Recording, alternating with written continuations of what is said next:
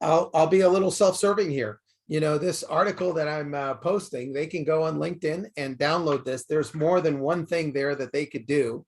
The article is called The Great Resignation, and it's a predictable failure of leadership and what to do about it.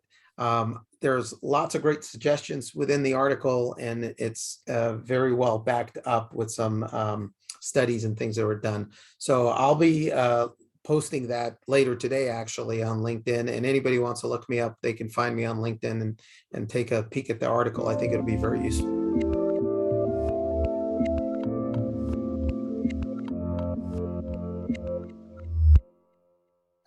Hey everyone, this is Devin Miller here with another episode of The Inventive Expert. I'm your host, Devin Miller, the serial entrepreneur that's grown several startups into 7- and 8-figure businesses, as well as the founder and CEO of Miller IP Law, where we help startups and small businesses with their patents and trademarks. If you ever need help with yours, just go to strategymeeting.com, and we're always here to help.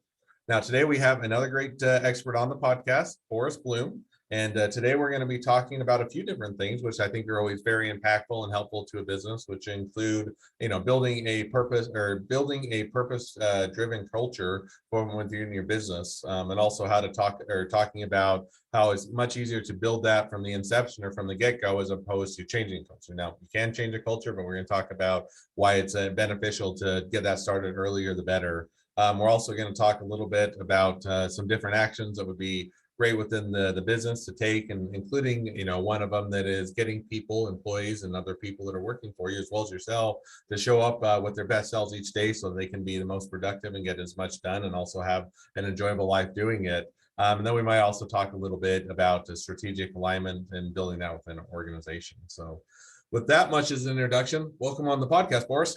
Well, thank you. I appreciate you inviting me back. Absolutely. So now, before we dive into kind of all of the expertise in the areas at hand, maybe just for the audience and those that didn't catch the Inventive Journey episode, but for those that are just joining or otherwise getting to know you, give us a quick introduction. Kind of what is your background, your experience? Why do you know, or why are you an expert on these areas, or why do you know what you're talking about? Absolutely. So I appreciate it. I spent most of my career, or at least the first part of my career, in the financial services space. And I kind of built around the niche of working with successful CEOs and founders of companies. When I got out of financial services, I really wanted to focus on what I had a passion on, which was connecting individuals' purpose and sort of their passion in life with profits in their business. I found that most organizations were lacking a very clear purpose in what they were doing. And I started working with companies that were in crisis, because this was in 2008. And so going forward, I became what you would consider a crisis consultant, a turnaround expert for companies. And I really found passion in working with these, what I call purpose-driven, growth-minded entrepreneurs. And that's what I've been doing ever since. No, I think that's a great introduction. Definitely gives you a great perspective on to share some of the topics that we're going to be discussing and chatting over. So with that, one of the things that I think, there's a lot of discussion and, articles out there and otherwise advice as to building a purpose-driven culture within a business. And, it's everything, So before we dive into how you or why you should build it or how you build it, maybe help us define just a bit. What is a purpose-driven culture? What I guess, why does it matter? What is it what is that step as to why everybody's talking about it and what impact it has on a business? Well, I think one of the reasons why it's very relevant today is we keep hearing about this great resignation that's going on, and people are kind of disengaged. And even prior to COVID, if you look at some of the statistics, many of them said as much as like 2/3 of people at work were just disengaged with their job. They weren't happy at what they were doing. They were just showing up kind of like robots. And this is before COVID. So I got to imagine that those percentages have gone up quite a bit. So the question is, how do you get people really engaged in what they're doing? In fact, I just wrote an article about this called The Great Resignation, a predictable failure of leadership and what to do about it. I think it really comes down to the fact that people don't see their clear place in an organization. And that starts with why. And Simon Sinek's written many books about it. He's got lots of TED Talks. And so he's by far the expert in trying to discover what an organization's why is. But I think it needs to be clearly communicated for what I call strategic alignment. Back for the last 30 or 40 years, organizations have been struggling with how to build strategic alignment within their organizations. And that has always been a challenge. But now, more so than ever, when you have people that are fully disengaging from their jobs on an active basis and looking for something else that they want to do, I think younger generations today are just much more focused on these aspects of why are they doing what they're doing and why they're showing up every day. It's not just the paycheck to them. No, and I think that, there's definitely that sense. And it seems like what's interesting, it seems to be a bit of a generational shift in the sense that for, you to take probably my grandpa's generation, maybe a little bit my parents' generation, but certainly my grandpa's, the idea is, hey, I'm going to go get a good job. I'm going to work there for, basically or most or all my life. And then I'll, either have a pension or I'll have, savings, or I'll have a, retirement fund, and that's what I'll do. And now it seems like people are looking for something more than just a paycheck and a job and something that gives you that steady income. Not that that's not important, but they're also saying, in addition to that, I want that purpose. I feel like I'm having an impact, or that, what I'm doing for a good majority of my life is actually worthwhile to pursue. And it seems like now people are trying to look to figure out how that they can achieve that within their business. So now with that, one thing we talked about a little bit before the podcast was how you build that culture. And, there's certainly, you have kind of two things. One, if you're from inception and you're just getting a business going, how do you build that culture and how do you define it? And then you also have, for those that are, hey, I got a business going, I have a startup or a small business that's already been going for a period of time. How do I, if we haven't already been purposefully doing that, how do we build that into the culture? So we'll hit on maybe a bit of both of those, but for those that are just getting started and going, that are able to kind of build that culture from the ground up, what are some ways that they should go about thinking about it or otherwise focusing on it? So I think for organizations that are startups or younger organizations with less maturity, they have an advantage here because they can build this purpose-driven culture from the beginning and onset. It's much easier to do that than try to change an organization that's organically developed into something different. So I think you have to first define what is culture, right? Culture is not a set of values. It is partly values, but people, corporations put on the walls all the time, integrity, ethics, like what does that mean? Like, is there any organization that doesn't want to have integrity and ethics in how they operate? I think that's corporate speak. I think at the end of the day, it's not about just the values that you share potentially with your employees, but it's really about how people behave. It's how they show up each and every day. And there should be an expectation, obviously, from the organization's perspective of what they see as indicators of positive behavior, what they view as ways to be accountable in the organizations, ways that they operate that's different than maybe another company. So understanding what behaviors you expect in the organization helps you attract the right people. It also helps to turn away people that wouldn't be a good fit for you. So I think defining that on the front end is so much more easier to do once you've figured out what is really the impact that the organization is looking to have in their community, in their business model, whatever it is that they're focused on, what is their purpose, and build around that the behaviors that you want to see people show up with each and every day. And then you can do selection and recruiting towards it. It becomes a unique attractor to your company instead of a detractor in many cases today, where it just doesn't exist and people are disconnected with their work that they're doing. No, and I think that definitely makes sense. So I'm going to follow up just with one question on that, which is, it's easy in retrospect, or when you are talking to it on the podcast, it makes it easy. Oh yeah, just figure out your purpose, figure out your culture, and then go out and infuse it into your business. But if you're kind of starting from more of the inception, where I've got maybe myself, a business partner, maybe one or two employees at the most, but I'm really just getting started. I absolutely, let's say I'm bought in, I should have a purpose-driven culture. but maybe I don't know what my purpose-driven culture is. In other words, I'm just focused on, hey, I've got to get the business up and going, need to get some sales, need to get, or get some income coming in such that the business actually stays there and, and actually grows, or we can continue to support it. So how do you, if you don't really know what, you want to build a culture, you want to build something that's worthwhile that people are wanting to show up and work at and enjoy and otherwise do. But what if you don't have a good idea of what that purpose is or what that purpose-driven culture should be? Well, I think you're bringing up actually a whole different point here that's important, which is I view all organizations as having 3 levels of maturity. And a level 1 mature organization is one that has figured out what their operating model is like. It's what I call the tactical layer.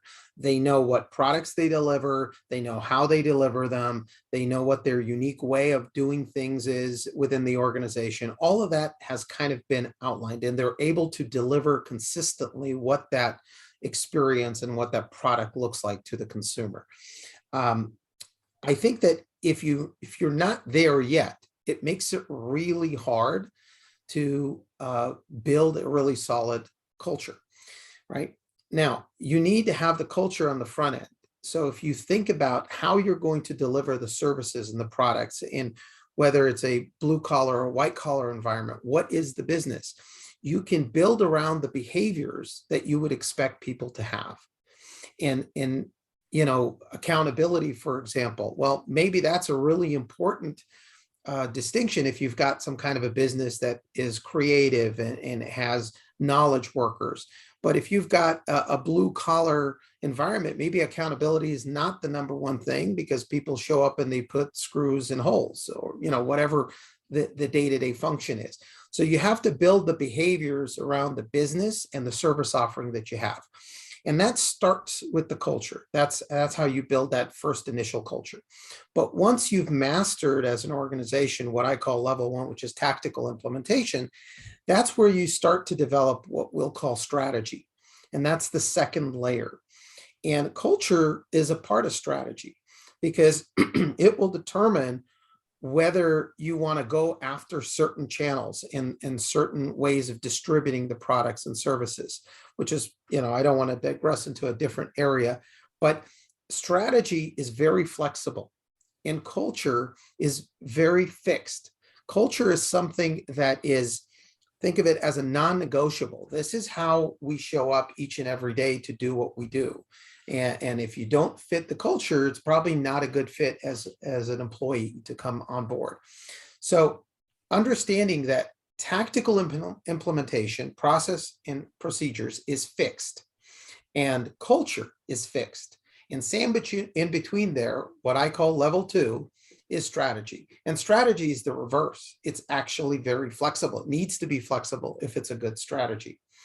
And so that can create friction. Okay. And if you don't have the culture well defined on the front end, it's going to be very hard to keep that strategic alignment, and your strategy will not usually execute well. So hopefully that makes sense. No, I think that definitely makes sense. I think that was a very insightful and then helpful. So now with that, I'm going to ask one question, which is, we kind of pounded on, hey, it's much easier to get that culture from the front end, to do the work, to define it, to figure out what the values are, what you want to accomplish, and then create that culture around that. Now, let's say on the other hand, you aren't in that situation where you're just getting started with the business, but rather you've been in business for a few years or for quite a bit of time. And you're saying, and it seems like in my limited experience, sometimes you'll have, as a business grows to a period, you're saying, hey, when we started out, that culture was kind of natural because everybody was there from the inception, from the get-go. We kind of already knew the players or had worked with them before, or otherwise people the culture was built as we got the business going. Maybe not as intentional, maybe not as well, but there was some inherent culture there. But now the business is growing, and it's either bringing on more employees or expanding to new locations, or otherwise we've just been in business for a while, and now we're looking to make a transition of leadership, any of those, and you're saying, hey, maybe we need to focus more on this culture. We need to make sure it's more ingrained, or make sure it's more prevalent, or it's on or more top of mind. And so if you're in those businesses that aren't just starting out building the culture, but have already, maybe they have been around for a bit of time, how do you go back and start to adjust or otherwise build that culture in, or to re-ingrain that culture for those that may have, it may be a little bit more entrenched or not as, or other habits may be more entrenched? So I think the first step you have to think about is, what is the culture that exists today? Like, if you have no framework to understand the culture that exists, it's going to be very difficult to build a new culture because you don't know where you're starting. There are lots of tools and assessments that you can use to identify people's skills, but skills are useful only to a certain degree. It tells you whether somebody is capable of doing things. But the question is, will they actually execute on the things that you need them to execute on? And that's really where the cultural aspect starts to come into play. If you have a culture that is very engaged, meaning most of the people show up every day and they're excited to be there, the company's experiencing good growth, there, it doesn't seem evident that there are major problems with the culture, then in that case, you've got to start thinking about what would be optimal in terms of your organizational culture. What are we looking to accomplish? Goes back to the why discussion. And then you start comparing fit. Does the culture that we currently have fit the culture we'd like to have optimally and where we're headed to? Now, that's one example. And how do you do that? Well, you look at the behaviors, you look at how people show up. And if for the most part, they're showing up the way you want them to, and you're making great progress in most parts of your business, then maybe the culture you have is not really very broken. It just needs enhancing. But what happens a lot of times is there is nothing to compare fit to, that there is no existing understanding of what the current culture is. So people show up and people get added to the culture in a haphazard way. I mean, there are maybe skills and assessments that are being used around skills, but nobody's spending a lot of time thinking about what is the right fit for us from a cultural perspective. That becomes a challenge, and you need to go back to square one.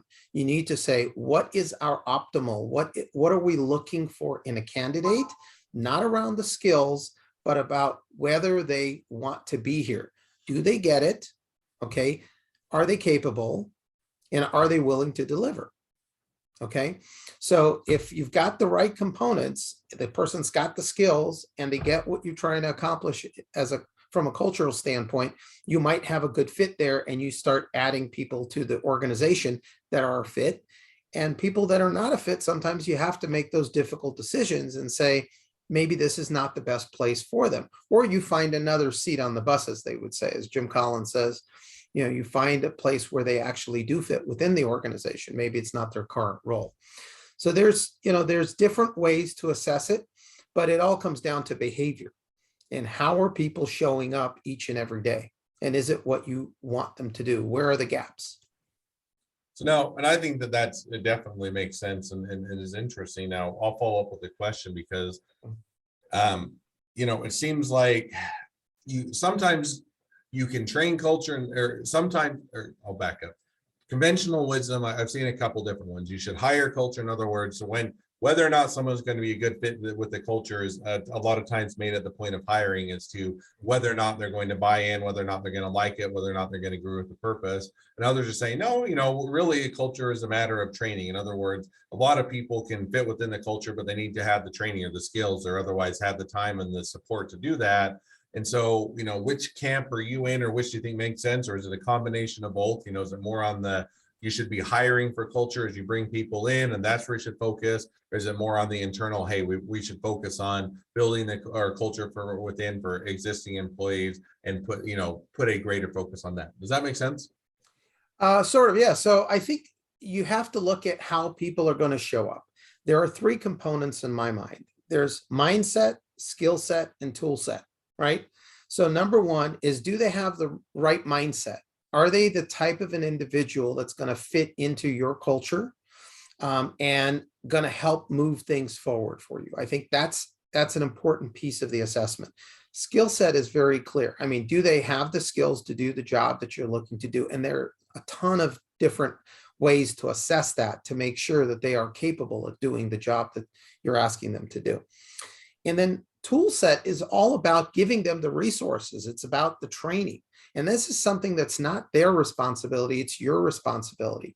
So if you don't have, as a leader, a well-defined job description, what expectations you have of this individual, what are you looking for in terms of role fit, and you know, how are they going to be culturally a good fit for your organization? If you don't have those things defined, it's really hard to train.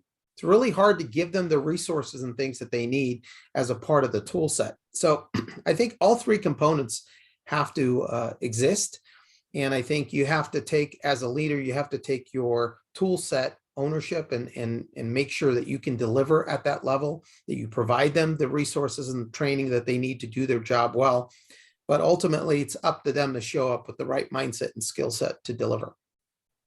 No, I think that that certainly makes a great deal of sense. Now, kind of a follow-up question to that, and I know I'm asking a lot of questions, but I just find it interesting. Okay.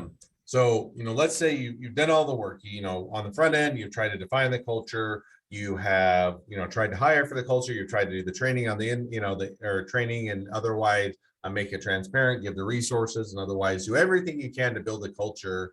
And you're having some people that just don't feel like they're fitting the culture. In other words, you just, no matter what you feels like, no matter what you do, you have some employees that fit well within the culture and doing great, and some that tend to struggle or just don't seem to be a good match for what you're trying to build.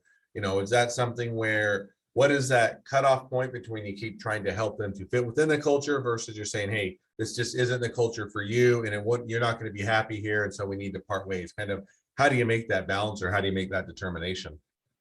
Well, I think the real underlying question of what you're asking about is, how do you make sure that people get results, right? That they are executing on what you're expecting them to execute on well. And there's really two components to this. One is communication and one is coordination of action. So as a leader, what you're trying to do is manage that process of communication and coordination of action. So there is a framework for doing this. I call it objectives and outcomes. You have to have very clear objectives for the organization that you're trying to accomplish. And you have to have identified what the clear outcomes are. Now, you may want to, what's this got to do with culture? Well, it has to do with the fact that people can't show up as their best self if they really don't know what's being expected of them. And so you have to make sure, before you make decisions around whether this person is a good fit or not, whether this person can deliver or not, is, have you done your part as a leader to provide them what they need in terms of their environment, in terms of the tool set, the resources, whatever they need to be successful in that environment. If you've done that job well, that means you've communicated your expectations extremely well, and you've coordinated action by giving them a way to make progress towards whatever initiatives you need them to make progress towards. You've laid out a strategy and a plan, and you've got clear execution expectations from them. Now, the question becomes is, if you've done all that and they're still not executing well, then you've got a difficult decision to make as a leader. You have to figure out, is this person just incapable of delivering what you want? That could be a case, but oftentimes that's not the situation. Or maybe they're just not interested. They're just not motivated enough to deliver what you want them to deliver. And you have to make a decision: is, do I change the people or do I change the people, right? What kind of change needs to happen here?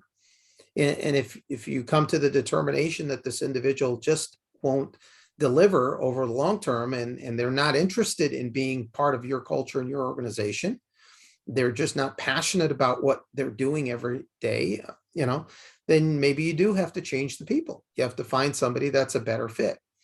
But you also need to give them the opportunity, I think, to understand where they're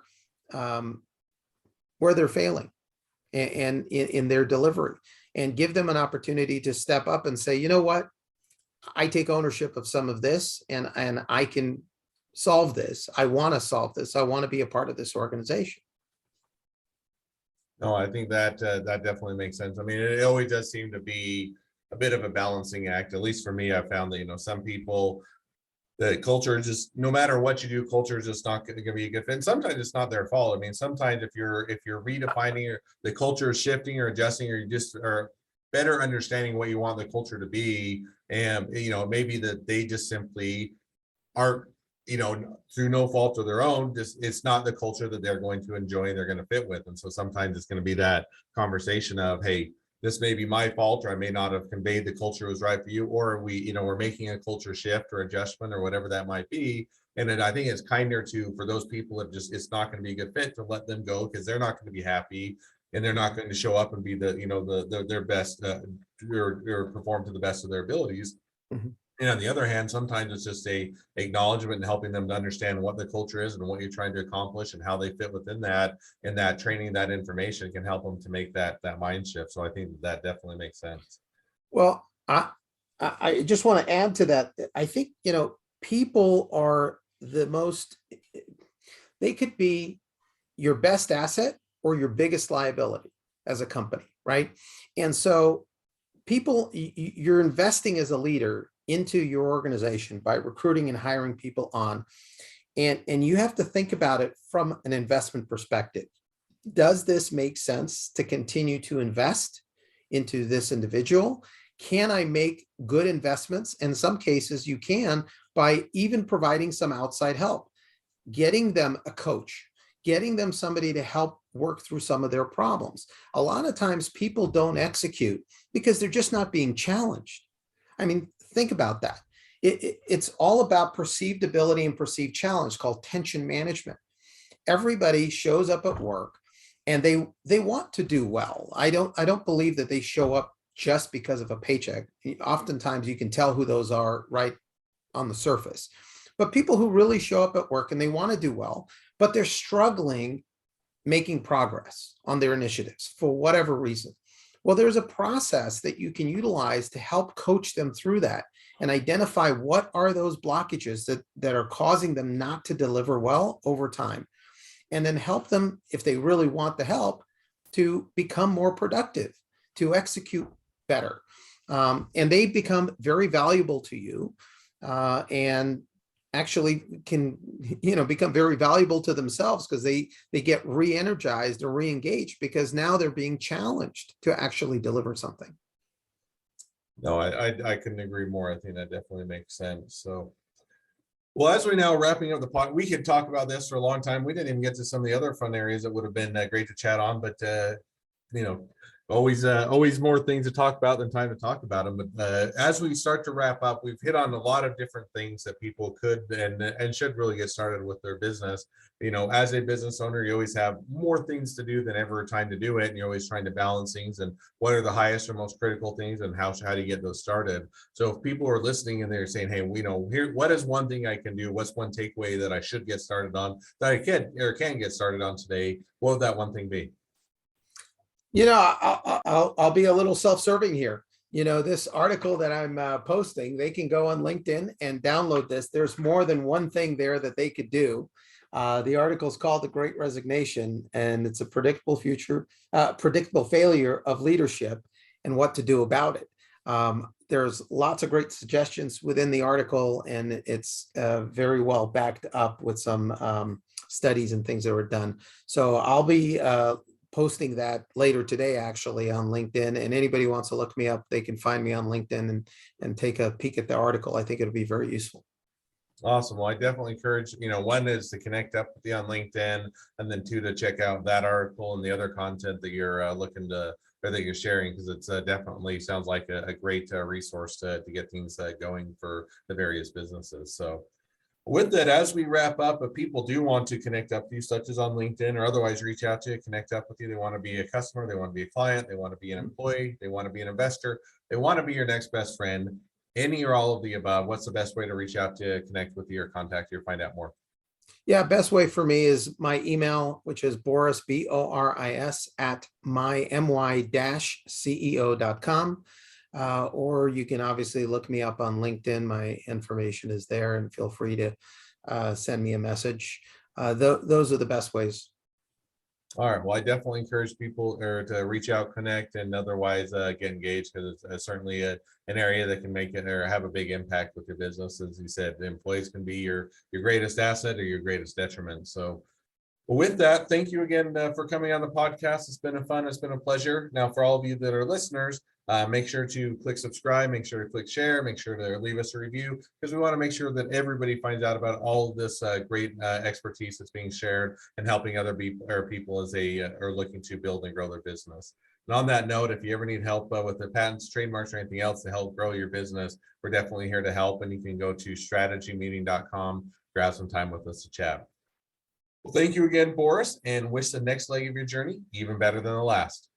Awesome. Thanks, Devin. Bye-bye.